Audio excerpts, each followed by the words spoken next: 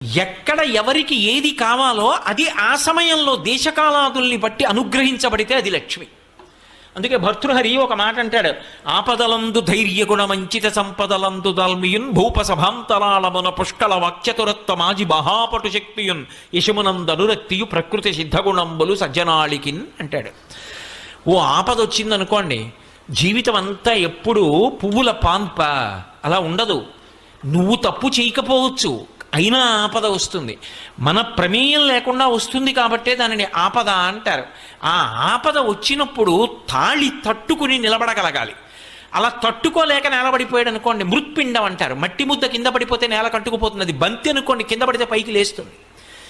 కింద పడిపోకుండా పైకి లేవాలి అంటే ఉత్సాహం ఉండాలి. ఇవాళ ఈ కష్టం వచ్చింది, ఎదుర్కొంటాను, వ్యూహం రచన చేస్తాను, దీన్ని దాటి ముందుకు వెళ్ళిపోతాను తప్ప ఇక్కడ నేను ఆగిపోని, ఇలా నా ప్రస్థానం ఆగకూడదు, నేను ముందుకు వెళ్ళిపో